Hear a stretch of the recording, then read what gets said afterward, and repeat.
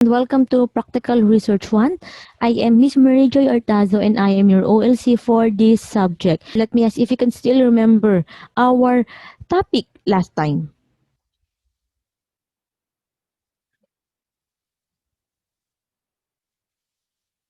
Okay, from Adrian, the five approaches of qualitative research design, correct?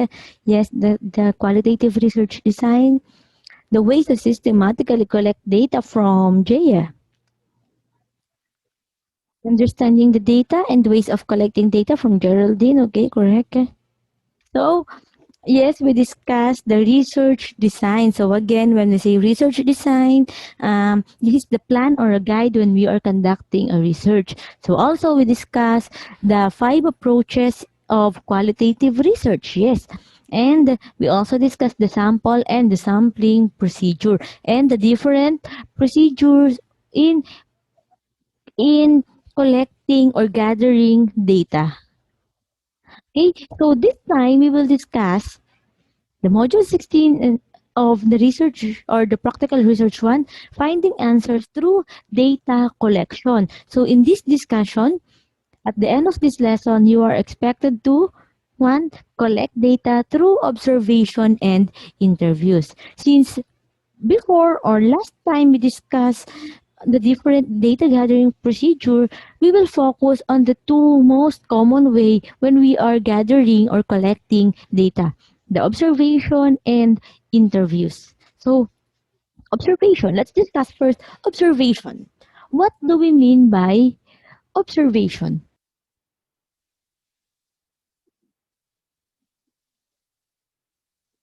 Okay, from Joseph, the action or process of observing. Okay, from Wilmark, watching or something or paying attention. From Adrian, looking into something to get the data to gather the data you need, correct? Observing from Jong or noticing. From CJ, it is an action which a person needs to do, yes. Or the things that you notice from Jaya.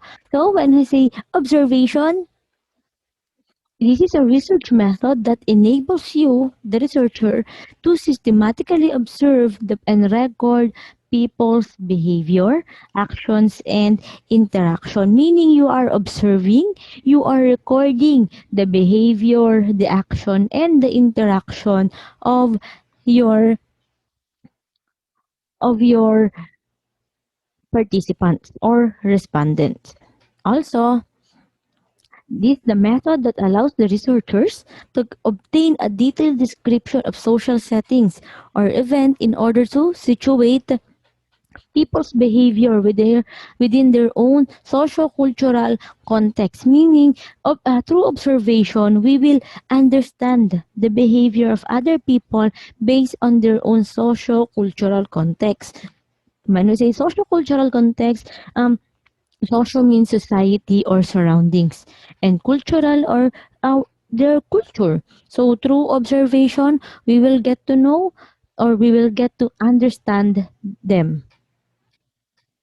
And during an observation, the researcher is systematically watching, listening, questioning, and recording people's behavior, expressions, interactions, as well as noting the social setting, location, or context in which the people are situated. Meaning, in observation, this is not just you are watching. You can also listen and question or record people's behavior. Okay, so you can ask questions, you can listen to them, you can also record the behavior of other person or other people based on the location, so that you will understand them better. And the focus and location of the researcher's observation are often guided by the research questions. Meaning, when you are conducting an observation class, the observation or you will observe based on your research questions. Okay? Hindi yung basta manonood lang kayo, hindi basta titignan nyo lang sila. So, ano yun? So, it should base on the research questions. Kung ano yung meron kayo sa research questions, ayun lang yung i-observe nyo. Okay? So last time, if you can still remember, 'di ba, yung research questions na yun is based on based on the topic. And then yung topic na yun, gagawa kayo ng title. And then based on the title, you will formulate a research questions. And then, based on the research questions, ayun yung mga i-observe nyo sa participants nyo. Okay? So, there are key points in conducting observations. First is, observational approaches are particularly useful for addressing research questions which seek to understand a phenomena. Meaning, when we say phenomena or phenomenon, again, certain experiences or there is a certain experience you want to observe. And the observed data are inherently subjective. When I say subjective class, it means it varies or nag-iiba-iba. So, kung ano yung ini-observe mo sa isang tao is different kung ano yung mapapansin mong observation sa ibang tao. For example, let's use our usual topic, the effects of mobile games to senior high school students. Di ba yun yung lagi natin gamit? Now, when we say observed data are inherently subjective, it means that what I observe to Adrian, for example, is different on what I observe to CJ, to Jong, and to Jaya when they are playing mobile games, meaning it is subjective. It is based on the person I observe. Okay? So it differs. Nagbabago-bago. Next is observation is used as a single qualitative method rather than in longer term. Meaning, in observation, you can use other approaches or other method also. So, aside from observation, pwedeng gumamit din kayo ng interview. Pwede siyang may kasama when you are collecting data. Okay, next is careful decisions are needed about what to observe, where, when, and how often. Meaning, when you are observing a person, it depends or it differs where and when and how often. For example, when our classmate CJ is playing mobile games sa bahay nila, yung behavior niya is different kapag si CJ ay naglalaro kasama ang kaibigan niya. 'Di ba? So our behavior differs on the people around us. The same thing kung ano yung behavior ni Jong kapag naglalaro siya ng mobile games is different when she or he is with his friends. Correct? So that is it is based on where and when, meaning it differs kasi nagbabago. So that's why it is important to conduct an observation. Okay, next is participant observation. When we say participant observation, technically it is observing the participant or the participants.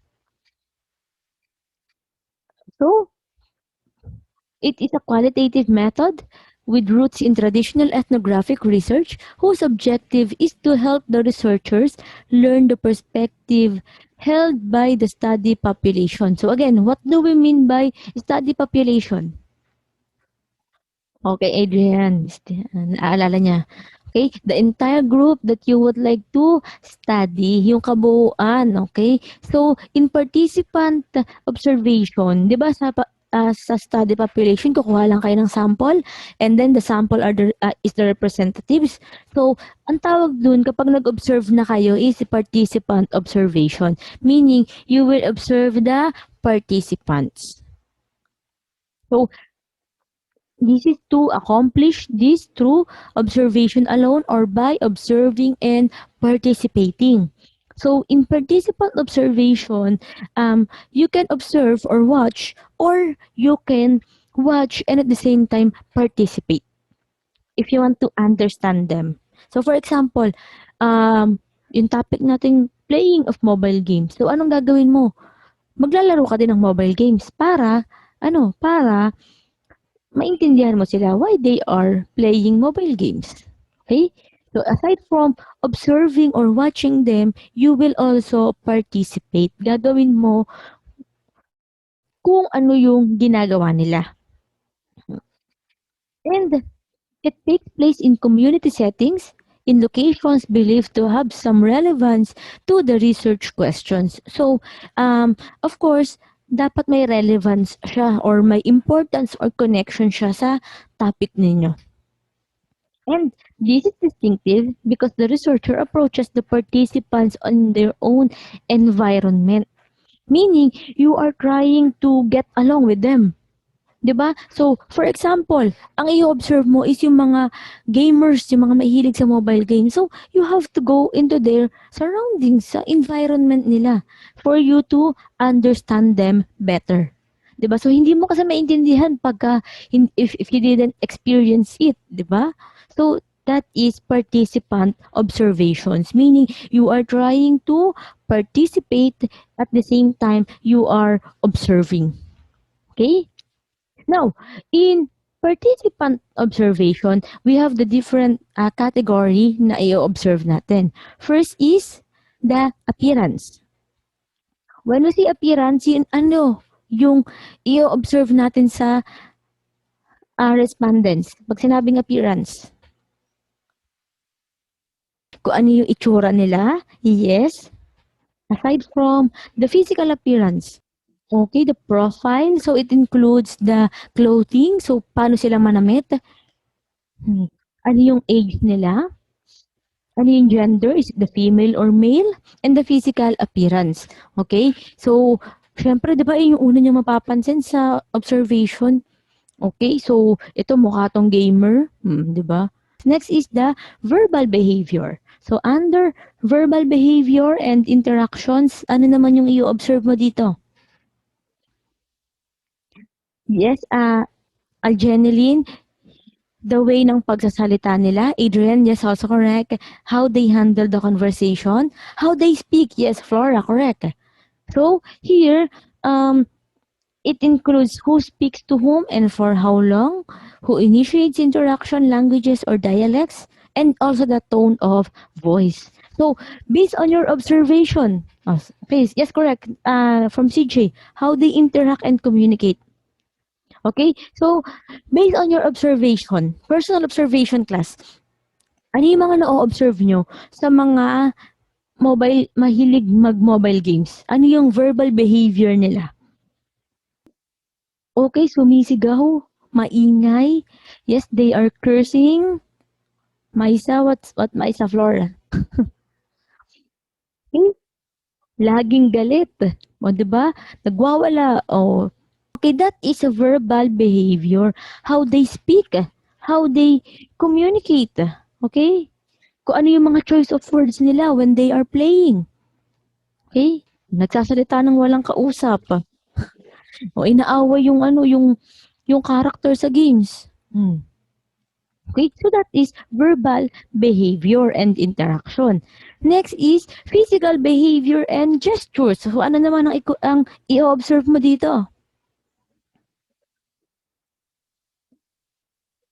From Will Marquez, the actions, 'di ba? What people do or who does what, kung ano yung ginagawa nila, or how they interact, yes, how they move, yes, how they move their body, or yung gestures nila, ano ba yung mga gestures nila. So, that is physical behavior and gestures, di ba? Ma'am, yung iba nagwawala po. Yung iba, ma'am, tinataob yung table. Ma'am, hinahagis yung cellphone. Yes, aggressive from Noriana. That is physical behavior. That is under physical behavior. Okay? So, in observation, under physical behavior, i-explain mo kung ano yung how they move or their actions. Okay? Next is personal space. When we say personal space, this is how close people stand to one another. 'Di ba? Ano yung mga na-observe nyo sa mga mahilig mag-mobile games? From Eliza, yes, they tend to have their own privacy, 'di ba? Nagiging aloof or they tend to move out. 'Di ba lumalayo sila sa mga tao? Oh, ano pa? Ma'am, ano po? Ayaw ng may kasama, gusto mag-isa lang. Introvert, yes, adrenaline. 'Di ba? So they are what? Introvert kasi ayaw nila ng ginugulo sila. So that is under personal space, okay? From Abigail, yes, they are being distant or they distance themselves to others. 'Di ba? Or pwede rin naman na sino yung madalas nilang kasama? Yung mga kaibigan nila na naglalaro din ng mobile games, yung barkada nila na mahilig sa mobile games, yung ka-team nila. So that is personal space or that is under personal space. Okay, next is human traffic. When we say human traffic, so people who enter, live, and spend the time at the observation site, or sometimes they are where people enter and exit, or how long they stay. Okay? So, that is human traffic. Kung sino yung mga palaging umaalis, sino yung palaging sumasali sa observation. That is under human traffic. Next is people who stand out. So, in people who stand out, this is the identification of people who receives a lot of attention from others. So, here, in people who stand out class, it can be a positive or it can be a negative indications. Pag sinabing positive indication or positive side ng people who stand out, sila yung madalas na napapansin, madalas na nagpa-participate, sila yung palaging sumasali sa observation. But when we say negative side of people who stand out, sila naman yung yung sa observation natin, who think na may problem, 'di ba? Yes, for example, sino yung mga self-centered. So nag-stand out siya sa point na yun, sa negative side na yun. Sino ba yung mga participants na maggulo, na na palamura. So that is, or who are trying to curse, or sino yung mga sa yung actions nila is negative. So that is people who stand out. Okay? Who caught your attention? This one. Okay? So these are just some of the categories or the things that you need to observe when you are trying to make a participant observation. Okay? So again, when we say observation, trying to observe certain behavior or actions or interaction. So in observation, you are trying to see, to watch, or to observe other people, to gather data or information. Okay? Next is, after observation is interview. Now, what do we mean by interview? In interview, yes, asking questions. Yes, from Jong and Geraldine. Yes, and Flora, May, and Philmark. Okay? You are asking a set of questions. So, in interview, so another way of collecting data can be conducted online or on the telephone. So that's the easiest or one of the easiest way in collecting data. Still, face-to-face interviewing is proven to provide more valid data. So it can be on one conversation or a group conversation. But in interview, it is asking questions verbally. Now, ma'am, paano po kapag hindi ko siya tinanong, binigyan ko lang siya ng set of questions? That is still interview. Ang tawag dun is through survey. 'Di ba? So, paano yung survey questionnaire? Nakasulat na yung sagot and then you will just, your participants will just write their answers. That is still a form of interview. And in interview, we have the in-depth interview. So it is one-on-one method that involves data collection or that involves an interviewer. When we see interviewer, again, kaya yan, the researcher, yung nagtatanong. And an interviewee, when we say interviewee, someone who answers your questions. Sila yung tinatanong. Okay, ang tawag sa kanila is interviewee. Discussing specific topics in depth. So, it other term for this is a conversation with a purpose. And you can ask can ask the following when you are conducting in-depth interview or conversation with a purpose. So, how they make decisions, people's own belief and perceptions, the motivation for certain behavior, the meaning people attach to experiences, people's feelings and emotions, the personal story or biography of a participant, in-depth information on sensitive issues, and the context surrounding people's lives. Meaning, aside from your research question, pwede nyo silang itanong in your interview. Okay? So, how are you going to ask or formulate interview questions? First is use open questions. When we say open questions class, this is not, it includes not a specific answer. So, pag sinabing closed question kasi class, ang sagot dun is yes or no. In open question, hindi yes or no lang ang sagot. There is an explanation. So, for example, your question is, how long do you play mobile games? So, hindi siya yes or no, 'di ba? How long? Yes. Oh, 'di ba that's wrong? Okay? So, when we say open question, sa kanila manggagaling yung sagot. So, how long do you play mobile games? 5 hours a day, for example. So, ang tawag dun is open question. Okay? Next is non-leading questions. When we say non-leading questions, see to it that your questions leads to your research topic. Okay, so wag kayong magtatanong ng hindi connected sa topic nyo. Asking clear questions or avoid yung mga vague or yung mga double meaning na tanong para hindi sila nahihirapang sumagot. And ask mapping questions. When we say mapping questions, ito yung may follow-up questions.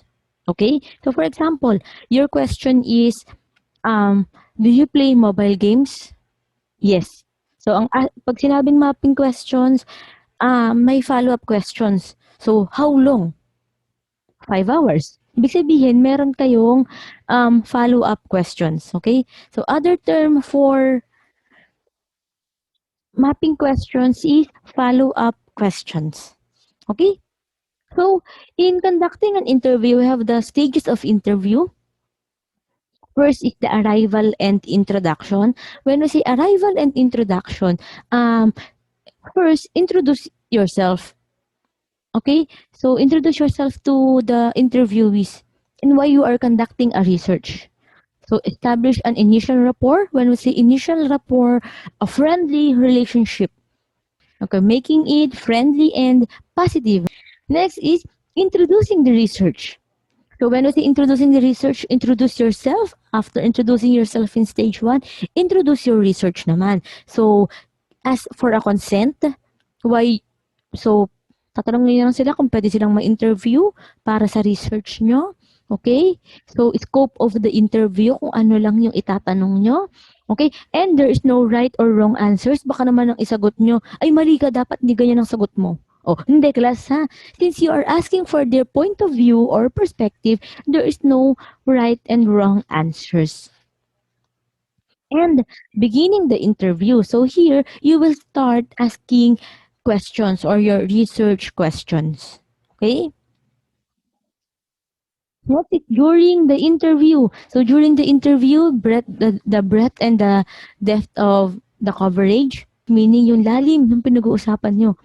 So as much as possible, ask them follow-up questions para makuha nyo talaga yung sagot na kailangan nyo. And ending the interview. So, in ending the interview, give some advance notice na saan nyo gagamitin yung research nyo. And at the same time, end on a positive note. Yes, pwede yun, John, correct. Tell me more about yung ganon. Pwede yun.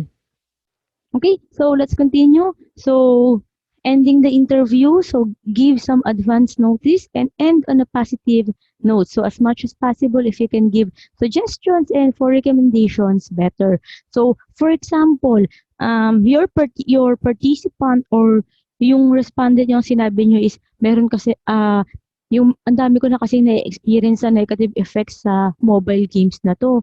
O baka naman ang sabihin niyo pa is kaka-cellphone mo 'yan, oh, 'di ba? Kasi so when we say ending the interview on a positive note, meaning you have to show sympathy with them. Okay? Next is after the interview, thank them for the participation and value of their contribution. So how the information will be used and treated. So you have to tell them na yung your answers will be used in data collection or gathering collection only. In my research, yung ganun sasabihin dyan sa after the interview. Okay? So those are the steps in or the stages in conducting the interview. Yes, Jong, you need to inform them also. And next one is the some considerations when you are conducting interview. First is get acquainted with the interviewee through small talks or establish a rapport and create a safe, comfortable environment for the interviewee. So when we say rapport, again, create a friendly relationship with them. Okay? So before ng interview nyo, pwedeng kamustahin nyo muna sila. Okay? So, para mapalagay yung loob nila sa inyo. Next is, pose questions in an open, unthreatening way, and in a friendly manner. Meaning, when we say pose questions in an open, meaning welcome sa inyo lahat ng sagot. Okay? And unthreatening way. Baka naman sabihin nyo, hoy pre, sagutin mo tong tanong ko ng maayos. O diba, syempre, hindi naman pa pwede ganun. Okay, so as much as possible, be it in a friendly manner. Next is listen and respond to the interviewee by asking follow-up questions. So you can also ask follow-up questions. Next is show empathy towards the interviewee. When we say empathy, we have to empathize with them. Okay? Hindi pwede yung ang sagot nila sa, for example, ang tanong nyo is, how do you feel about your bad habits? Since you are playing mobile games, baka tas sumagot sila na hindi ko na kasi mapigilan yung sarili ko when I am cursing. O, tas baka ang sabihin nyo kasi sa kanya, haha, same. O, di ba baka ganunin nyo pa? O, kaka-cellphone mo yan. O, hindi ka kasi sumusunod sa mama mo. Okay, so, when we say show empathy, wag ganon, class, ha? O, show empathy, meaning you have to sympathize with them. Na sabihin niyo sa kanila na I believe na malalampasan mo yan, na you'll get through it. Okay? Okay, so you have to show empathy. Next is motivate the interviewee to tell their story in detail. So you can motivate them na see to it na show them na their answers are safe with you. Also, take note of the social context and observe the environment, or when we say environment, the surroundings of the interviewee. Observe the body language and the subtle reactions also. Yung body language, kung kinakabahan ba sila, kung, di ba, nag-i-stutter ba sila when they are speaking, okay? Be sincerely interested in hearing the life of the interviewee and have respect for the beliefs and lifestyle. So, you have to respect whatever their answer is. Okay, hindi pa pwede yung, hindi pre, mali yung sagot mo, dapat ganito. So, you have to respect, especially the belief and the culture or the lifestyle they have. Okay?